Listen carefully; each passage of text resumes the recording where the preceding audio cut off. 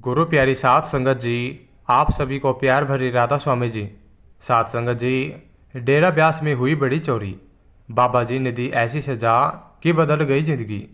डेरा ब्यास में एक विशाल सत्संग का आयोजन चल रहा था। दूर दूर से हजारों श्रद्धालु सत्संग सुनने और सेवा करने के लिए आए थे। सेवादार अपनी अपनी जिम्मेदारियों को निभाने में व्यस्त थे। कुछ लोग लंगर सेवा में सेवा कर रहे थे, कुछ साफ सफाई कर रहे थे, तो कुछ भंडार स्टोर रूम में सामान की देखभाल कर रहे थे। चोरी की घटना इसी बीच अचानक यह खबर फैली कि भंडार से कुछ लंगर बनाने का सामान और सेवा नकद धन चोरी हो गया है। यह सुनते ही संगत में हलचल मच गई। सभी सोचने लगे, इतनी पवित्र जगह पर चोरी कैसे हो सकती है। यहाँ तो हर कोई सेवा और भक्ति में लगा रहता है। सेवादारों ने तुरंत खोजबीन शुरू कर दी। कई लोगों से पूछताछ की गई और आखिरकार एक आदमी पर शक हुआ। जब उसकी तलाशी ली गई तो चोरी किया हुआ सारा सामान और पैसा उसके पास से मिल गया। अब वह रंगे हाथों पकड़ा जा चुका था। चोर बाबा जी के सामने अब सवाल यह था कि बाबा जी इस चोर को क्या सजा देंगे। सेवादार उसे बाबा जी के पास ले गई। चोर का सिर झुका हुआ था, उसका सिर कांप रहा था। संगत भी यह देखने के लिए उत्सुक थी कि बाबा जी क्या फैसला लेंगे। बाबा जी ने बड़ी शांति से उसे देखा और कोमल स्वर में पूछा, बेटा, तुझे क्या कमी थी जो तूने चोरी की। चोर की आंखों से आंसू छलक रहे थे। वह कांपती आवाज में बोला, बाबा जी, मुझसे बहुत बड़ी गलती हो गई। लालच में आकर मैंने यह पाप कर दिया, मुझे माफ़ कर दीजिए। बाबा जी की अनोखी सजा। संगत सोच रही थी कि बाबा जी उसे पुलिस के हवाले कर देंगे या डांटेंगे, लेकिन बाबा जी मुस्कुराए और बोले, अगर तुझे सच में पछतावा है तो इसकी सज़ा तुझे खुद ही भुगतनी होगी। चोर ने डरते हुए पूछा, बाबा जी, कैसी सज़ा।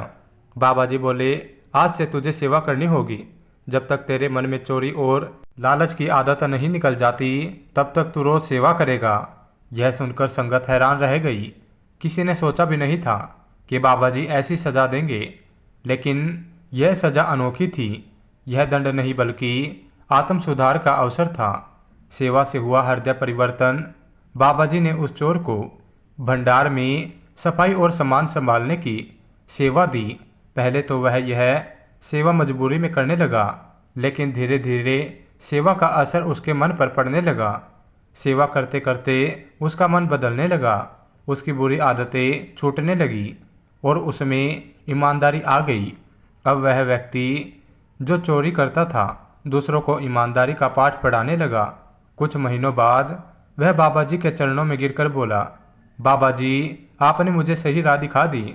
अगर आपने मुझे जेल भिजवा दिया होता तो मैं और बुरा इंसान बन जाता, लेकिन आपने मुझे सेवा का अवसर देकर मेरी जिंदगी बदल दी। बाबा जी ने उसे आशीर्वाद दिया और कहा, बेटा, जब सेवा सच्चे मन से की जाती है तो वह आत्मा को पवित्र कर देती है। इस साखी से हमें क्या सीख मिलती है। गुरु का न्याय प्रेम और सुधार के आधार पर होता है, न कि केवल दंड देने के लिए। गलत करने वाले को सजा से ज़्यादा सही मार्ग दिखाने की ज़रूरत होती है। सेवा बुरी से बुरी आदत को भी मिटा सकती है और इंसान को अच्छा बना सकती है। डेरा ब्यास में सिर्फ दंड नहीं बल्कि आत्म सुधार पर ध्यान दिया जाता है। इसलिए हमें भी अपने जीवन में सेवा और सच्चाई को अपनाना चाहिए। जब हम सेवा करेंगे तो हमारे भीतर की बुरी आदतें खुद बेखुदा लेने के बाद भजन सिमरन ना करने वालों को बाबा जी क्या सजा देते हैं। बाबा जी महाराज किसी को सजा दे या डराने के लिए नहीं होते। उनका मकसद सिर्फ हमारी आत्मा की भलाई करना होता है। वे हमें समझाते हैं कि नामदान मिलना एक बहुत बड़ी कृपा है, लेकिन इसका सही फायदा तभी है जब हम भजन सिमरन करें। अगर कोई नामदान लेने के बाद भजन सिमरन नहीं करता तो बाबा जी उसे कोई सजा नहीं देते, बल्कि ऐसा इंसान खुद ही अपने लिए मुश्किलें खड़ी कर लेता है। यह कैसे होता है, इसे विस्तार से समझते हैं जी। साथ संगत जी, एक नामदान का मतलब क्या होता है। जब हम बाबा जी से नामदान लेते हैं तो यह सिर्फ एक रस्म नहीं होती, बल्कि हम गुरु के सामने एक वादा करते हैं कि हम रोजाना 2.5 घंटे भजन सिमरन करेंगे, नशे और मांसाहार से दूर रहेंगे, हमेशा सच्चाई और ईमानदारी से कमाई करेंगे। यह एक तरह से गुरु के साथ किया गया वादा होता है। अगर हम इसे निभाते हैं तो हमें गुरु की पूरी मदद मिलती है, और अगर हम इसे भूल जाते हैं तो हम खुद ही नुकसान उठाते हैं। भजन सिमरन ना करने का असर क्या होता है? अगर कोई भजन सिमरन नहीं करता तो धीरे धीरे उसके जीवन में कई तरह की परेशानियां आने लगती हैं। आय, मन और कर्मों का बोझ बढ़ता है। जब हम रोज भजन सिमरन करते हैं तो हमारे पुराने बुरे कर्म कट जाते हैं, लेकिन अगर हम इसे छोड़ देते हैं तो हमारे नए पुराने पाप बढ़ते जाते हैं। धीरे धीरे मन भारी, बेचैन और अशांत रहने लगता है। आया, मन और माया का असर बढ़ जाता है। जब हम भजन सिमरन नहीं करते तो मन और ज़्यादा चंचल हो जाता है। सांसारिक इच्छाएं, लालच और गलत आदतें बढ़ने लगती हैं। गुरु की कृपा से मिलने वाली शांति और संतोष धीरे धीरे कम होने लगती हैं। गुरु की मदद कम होने लगती है। गुरु महाराज कभी किसी को सजा नहीं देते, लेकिन अगर हम खुद कोशिश नहीं करते तो उनकी कृपा का पूरा लाभ नहीं मिलता। हमारे जीवन में अनचाही परेशानियां, मानसिक तनाव और परेशानियां बढ़ सकती है। ऐसा नहीं है कि बाबा जी हमें छोड़ देते हैं, पर अगर हम उनकी दी हुई राह को भूल जाए तो दोष किसका है? तीसरा, बाबा जी की सजा क्या होती है? गुरु कभी गुस्से में किसी को दंड नहीं देते, बल्कि प्रेम और करुणा से सुधारने की कोशिश करते हैं। अगर हम गलत राह पर चले जाएं तो बाबा जी हमें धीरे धीरे वापस लाने की कोशिश करते हैं। कभी कभी जीवन में छोटी मोटी कठिनाई आती है, जिससे हमें एहसास हो सके कि हमें भजन सिमरन फिर से शुरू करना चाहिए। बाबा जी हमेशा हमें सही रास्ते पर लाने के लिए संकेत देते रहते हैं। तो सज़ा नहीं मिलती, बल्कि एक तरह की सीख मिलती है। चौथा, अगर भजन सिमरन छोड़ दिया है तो क्या करें? अगर आपने नाम लेने के बाद भजन सिमरन करना बंद कर दिया है तो घबराने की कोई ज़रूरत नहीं है। गुरु हमेशा प्रेम और क्षमा के सागर होते हैं। हमें बस फिर से शुरुआत करनी है। छोटे छोटे स्टेप से शुरुआत करें। शुरुआत में 10 से 15 मिनट भजन सिमरन करें। धीरे धीरे समय बढ़ाए। सत्संग में जाए। सत्संग सुनने से फिर से मन प्रेरित होगा। गुरु पर भरोसा रखिए, वे हमेशा हमारे साथ हैं। हमें बस उनकी बताई राह पर चलना है। ध्यान और सिमरन को प्राथमिकता दें। हर दिन थोड़ा थोड़ा अभ्यास करें। धीरे धीरे मन लगने लगेगा। निष्कर्ष, बाबा जी किसी को सजा नहीं देते, बल्कि प्रेम से मार्ग दिखाते हैं। अगर हम भजन सिमरन नहीं करते तो हम खुद ही अपने कर्मों के जाल में फंस जाते हैं। गुरु हमें हमेशा बुलाते रहते हैं, बस हमें उनकी आवाज़ सुननी है और उनकी बताई राह पर चलना है। तो आइए आज से ही हम अपने भजन सिमरन को फिर से शुरू करें और बाबा जी की कृपा से अपने जीवन को सफल बनाए। एक बार सतगुरु ऐसे ही संगत में बैठे हुए थे। संगत से कुछ बातें कर रहे थे। सतगुरु बहुत ही खुश दिखाई पड़ रहे थे और बहुत सारी संगत उनके दिव्य स्वरूप को देखकर बहुत आनंदित हो रही थी और अपने अपने प्रश्न उनके आगे रखकर उनसे सवाल पूछ रही थी। किसी को कुछ पूछना था, कोई नाम सिमरन के बारे में पूछ रहा था, कोई अपने कारोबार के बारे में पूछ रहा था। लेकिन जैसे कि आप जानते हैं कि जो पूर्ण संत महात्मा होते हैं वह दुनिया की बातों में ज़्यादा रुचि नहीं रखते। वह सबसे ज़्यादा महत्व संत मत को देते हैं, रूहानियत को देते हैं। तो जो संगत अपने नाम सिमरन के बारे में सतगुरु से सवाल पूछ रही थी, सतगुरु उसके उत्तर बहुत ही अच्छे तरीके से दे रहे थे। लेकिन हम में से कुछ ऐसे भी होते हैं जिनका रूहानियत की तरफ ध्यान कम होता है और दुनिया में ज़्यादा होता है। अपने कारोबार में ज़्यादा ध्यान देते हैं। रूहानियत को तो वह एक कार्रवाई समझते हैं। तो उस समय एक अभ्यासी ने सतगुरु से पूछा कि बाबा जी, मैं नाम सिमरन करने की कोशिश करता हूँ, लेकिन मेरा मन नाम सिमरन में नहीं लगता। बार बार मुझे बाहर की तरफ दौड़ाता रहता है। इसमें कोई ना कोई विचार चलते रहते हैं, इसलिए मेरा मन नाम सिमरन में नहीं लगता और साथ ही मेरी सेहत भी ठीक नहीं रहती। मुझे कुछ शारीरिक रोग हैं जिनकी वजह से मैं बीमार रहता हूँ। तो शायद कभी मुझे ऐसे भी लगने लगता है कि शायद मैं अपने स्वास्थ्य के कारण नाम सिमरन में मन नहीं लग पाता। कृपया मेरी यह शंका दूर करें। कि मेरा मन नाम सिमरन में क्यों नहीं लगता। इसमें इतने विचार, इतने ख्याल क्यों आते हैं? यह विचार तभी आते हैं जब मैं भजन सिमरन पर बैठता हूँ, नाम की कमाई करने बैठता हूँ। तब यह विचार एक फिल्म की तरह मेरे दिमाग में चलने लग जाते हैं। तो मैं इनसे जूझता रहता हूँ, इनको हटाने में लगा रहता हूँ, और जितना मैं इनको दूर करने की कोशिश करता हूँ उतने ही और बढ़ते रहते हैं और बढ़ जाते हैं, जिनसे मुझे बहुत परेशानी होती है और मेरा सिमरन करने का बिल्कुल भी मन नहीं करता। मैं उठ जाता हूँ। तो उस समय सतगुरु ने पहले सारी बात सुनी, उसके बाद जवाब दिया कि हमें नाम सिमरन रोजाना करना है, बिना नागा करना है, चाहे कुछ भी हो जाए।